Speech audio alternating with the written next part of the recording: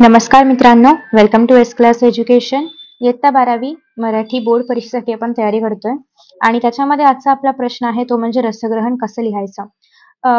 I guess बऱ्याच जणांना doubts असतात की रसग्रहणमध्ये आपण डिरेक्टली पॅराग्राफ लिहिला पाहिजे की आपण पॉईंट्स काढले पाहिजेत की आपण आशय सौंदर्य, काव्य सौंदर्य आणि अजून कुठले कुठले पॉईंट्स आपण इन्क्लूड केले पाहिजेत. तर या सगळ्याची उत्तरं तुम्हाला आजच्या व्हिडिओमध्ये मिळणार आहेत. सगळ्यात पहिली गोष्ट म्हणजे जेव्हा तुम्ही रसग्रहण करताय तेव्हा तुम्ही 3 मुद्द्यांच्या आधारे रसग्रहण करणार आहात. एक तर पहिलं आहे आशय सौंदर्य, दुसरं आहे ते म्हणजे काव्य सौंदर्य आणि तिसरं आहे ते म्हणजे भाषा सौंदर्य. आता आशय सौंदर्यामध्ये काय असतं, तर एकूण आपली जी कविता आहे तर त्या कवितेचा आशय काय आहे किंवा ती पूर्ण कविता जी आहे तर तिचा 1-2 ओळीमध्ये मेसेज काय आहे हे तुम्हाला आशय सौंदर्यामध्ये लिहायचं असतं. त्याच्यामध्ये त्या कवितेचं नाव पण आलं पाहिजे. त्यासोबतच या ज्या काही ओळी इथे दिलेल्या आहेत तर त्या ओळींचं थोडक्यात एका वाक्यात एक्सप्लेनेशन किंवा एका वाक्यात मेसेज अगेन तो तुम्ही आशय सौंदर्यामध्ये लिहू शकता.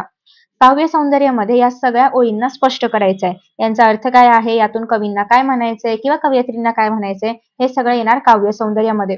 मग याच्यामध्ये अजून कुठले अलंकार वापरले असतील किंवा या ओळींची भाषा कशी आहे किंवा ते शब्द कसे आहेत तर हे सगळं तुम्हाला कशामध्ये लिहायचं आहे, भाषा सौंदर्यामध्ये. ठीक आहे. तर आशय सौंदर्य, काव्य सौंदर्य आणि भाषा सौंदर्य तुम्ही काव्य आणि भाषा एकत्र लिहू शकता एका पॅराग्राफमध्ये, असं पण चालेल, सेपरेट पण चालेल, पण शक्यतो आशय, काव्य आणि भाषा सेपरेट लिहिलं तर उत्तम असेल. ठीक आहे. सो लेट अस स्टार्ट की आता आपण बघूया कसं लिहायचं. मे बी स्क्रीन क्लिअर थोडीशी नसेल तर तुम्ही ट्राय करू शकता की या ओळी रंग माझा वेगळा या कवितेच्या शेवटच्या ओळी आहेत तर तुम्ही त्याच्यामध्ये पुस्तकातून ते बघू शकता. सांगती तात्पर्य माझे सारख्या खोट्या दिशा, चालणारा पांगळा अन पाहणारा आंधळा, माणसांच्या मध्यरात्री हिंडणारा सूर्य मी, माझे यासाठी न माझा पेटण्याचा सोहळा. तर ह्या ज्या ओळी आहेत यांचं तुम्हाला रसग्रहण करायचंय. तुम्हाला ओळी कळलेल्या आहेत, ओळी वाचून या ओळी कुठल्या कवितेच्या आहेत हे पण तुम्हाला कळलं पाहिजे, तरच तुम्ही आशय सौंदर्यामध्ये काहीतरी लिहू शकता. ठीक आहे. त्याच्यामुळे प्लीज परीक्षेला जाण्याआधी सगळ्या कविता फक्त एकदा वाचून घ्या, कारण असं आहे की तुम्हाला या सगळ्या गोष्टी तिथे लिहायच्या आहेत. ठीक आहे. So let us start. सगळ्यात पहिल्यांदा आपण असं लिहिणार आहोत आशय सौंदर्य. खाली छान अशी लाईन वगैरे ड्रॉ करा मस्त.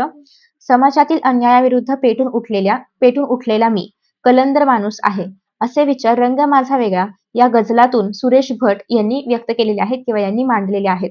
म्हणजे आता आपण काय म्हटलं की पूर्ण कवितेमधून काय विचार मांडलेत ते तुम्हाला एका ओळीमध्ये आशय सौंदर्यामध्ये लिहायचे. आता तुम्ही थोडीफार तुमच्या भाषेमध्ये याला कन्वर्ट करू शकता किंवा पुस्तकातल्या भाषेनुसार याला कन्वर्ट करू शकता. ठीक आहे. हे मांडताना दुःखातही पीडितांच्या मागे खंबीरपणे उभे राहण्याचा निर्धार कवींनी व्यक्त केलाय. आणि या ओळींमधून कवी तेच व्यक्त करतायत की दुःखात पण आपल्याला जे निराधार आहेत किंवा ज्यांना गरज आहे त्यांच्या मागे आपण खंबीरपणे उभं राहिलं पाहिजे. सो हे सगळं त्या कवितेमध्ये, पूर्ण कवितेमध्ये काय आहे आणि हे बेसिकली त्या ओळींमध्ये काय आहे. त्यानंतर पुढे आता आपण पाहतोय काव्य सौंदर्य. काव्य सौंदर्यामध्ये पर्टिक्युलरली त्या ओळींमध्ये काय सांगितले तेच आलं पाहिजे. पूर्ण कवितेमध्ये काय सांगितले त्याच्याकडे काही घेणं देणं नाहीये. फक्त त्या ओळींचंच काव्य सौंदर्य म्हणजे त्यांचाच अर्थ लिहायचा आहे. ठीक आहे. सो आता बघा, उपरोक्त ओळींमध्ये म्हणजे ज्या ओळीवरती दिलेल्या आहेत त्या ओळींमध्ये कवी असे मांडतात. ऍक्च्युली आपण आज्ञार्थी आदरार्थी वापरला पाहिजे. असे मांडतात की. ठीक आहे. सो उपरोक्त ओळींमध्ये कवी असे मांडतात की चारी बाजूंनी या दिशा ही माणसे मनाला जीवनाचे सार लावतात आणि माझी दिशाभूल करतात. कारण जो नीट चालतो त्याला जग पांगळा म्हणतो आणि जो नीट पाहतो त्याला जग आंधळा म्हणतो. म्हणजे ढोंगी माणसांनी निर्मळ जीवनाची फसवणूक केलेली आहे. जिथे अंधार, दारिद्र्याचा काळोख आहे अशा नैराश्याच्या काळ्या रात्रीत, मध्यरात्रीत सर्वत्र तळपणारा मी सूर्य आहे. इतरांवर होणाऱ्या अन्यायाविरुद्ध पेटून उठण्याची माझी वृत्ती आहे. मी माझ्या स्वार्थासाठी कधीही पेटून उठत नाही. स्वार्थाचा उत्सव मी साजरा करत नाही. तर या ओळींमध्ये जे काही सांगितले तेच तुम्हाला काव्य सौंदर्यामध्ये मांडायचं आहे. अर्थात तुम्ही तुमच्या रचनेमध्ये बदल करू शकता, भाषेमध्ये बदल करू शकता, पण अर्थ नाही बदलला पाहिजे. ठीक आहे. सो म्हणजे बेसिकली प्रत्येक वेळी हेच सांगायचं आहे की अन्यायाविरुद्ध आपण उठायचं आहे किंवा जे लोक अडचणीत आहेत त्यांना आपल्याला मदत करायचं आहे आणि स्वार्थासाठी नाही तर इतरांवरती होणाऱ्या अन्यायासाठी आपल्याला आवाज उठवायचा आहे. ठीक आहे. सो हे झालं काव्य सौंदर्याबद्दल. तर अशाच पद्धतीने तुम्हाला ज्या ओळी दिलेल्या आहेत त्यांचं काव्य सौंदर्य लिहायचं असतं. सो त्याच्यामुळे ट्राय करा की तुम्ही पुस्तकामधल्या कविता वाचाल, त्या ओळींचा अर्थ समजून घ्याल आणि मग तुम्हाला त्यांचं उत्तर जे आहे ते काव्य सौंदर्यामध्ये लिहायचं असतं. तिसरा मुद्दा आहे तो म्हणजे भाषा सौंदर्य. आता याच्यामध्ये काय लिहायचंय हे थोडंसं खाली आलं पाहिजे होतं, म्हणजे एका खाली एक लिहा तुम्ही.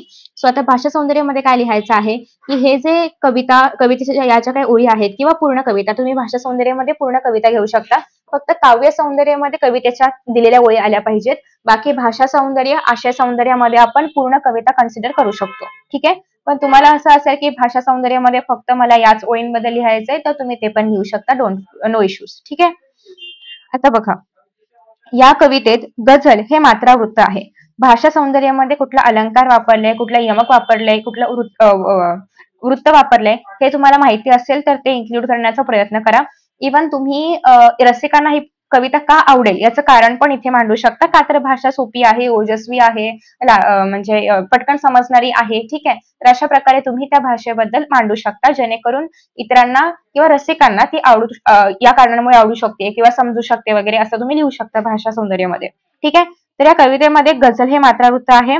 सावल्यांच्या झळा, दुःखाचा लळा आणि मध्यरात्रीचं सूर्य यांसारख्या प्रतिमा वेगळ्या आहेत आणि नवीन आहेत. सो त्यांनी असं मांडलंय की हे नवीन काहीतरी कवीने लिहिलेलं आहे. आता अर्थात हे याच्यामधलं आहे चालेल, पण तुम्हाला कवितेमधला पण एखादा, म्हणजे या ओळींमध्ये नाहीये, पण कवितेमध्ये काहीतरी यमक आहे किंवा कवितेमध्ये काहीतरी वैशिष्ट्य आहे, तर ते जर आठवतंय तुम्ही ते पण मेन्शन करू शकता भाषा सौंदर्यामध्ये, ते पण चालेल. ठीक आहे. नेक्स्ट आहे, यांसारख्या प्रतिमा वेगळ्या आणि नवीन आहेत. तडफदार आणि ओजस्वी शब्द तसेच शब्दांची ठोस पकड यामुळे ही गझल रसिकांना आवाहक वाटते किंवा आवडते. सिंपल. तर अशा पद्धतीने तुम्हाला याचं उत्तर लिहायचंय. 3 मुद्द्यांमध्ये आलं पाहिजे. सगळ्यात पहिल्यांदा आशय सौंदर्य, मग काव्य सौंदर्य आणि मग भाषा सौंदर्य. ठीक आहे. हे 3 मुद्दे असतील तरच तुम्हाला मार्क्स दिले जातात, अदरवाईज नाही. आता हे मुद्दे ट्राय करा की तुम्ही सेपरेट लिहाल, मध्ये एक ओळ वगैरे सोडा, छान सुंदर लिहा. भाषा सौंदर्य हे टायटल टाकलं, त्याच्या खाली अंडरलाईन करा. सिमिलरली इथे पण करा. सो जेणेकरून एक्झामिनरला पटकन कळलं पाहिजे की ऍटलिस्ट हे 3 मुद्दे लिहिलेले आहेत, आणि मग ते मुद्दे चेक केल्यानंतर तुम्हाला मॅक्सिमम मार्क्स दिले जातात. ठीक आहे. सो आय होप की तुम्हाला हा व्हिडिओ आवडला असेल. ऍटलिस्ट तुम्हाला एक आयडिया मिळाली असेल की आपण रसग्रहण कसं लिहिलं पाहिजे. या पद्धतीने जर रसग्रहण लिहिलं तर तुम्हाला मॅक्सिमम मार्क्स मिळणार आहेत. ठीक आहे. त्याच्यामुळे नक्की हे नीट बघा एकदा. अजून काही नमुने तुम्ही बघू शकता. मी ऑलरेडी कालच्या एका व्हिडिओमध्ये पण हे सेम सांगितलं होतं. कवितेवरती व्हिडिओ अपलोड केले होते मी. सो मी पूर्ण सेक्शन वाईज पण व्हिडिओज अपलोड केलेत. प्लीज चेकआउट करा, जेणेकरून तुम्हाला अजून आयडिया मिळेल की आपण कशा पद्धतीने उत्तरं लिहिली पाहिजेत.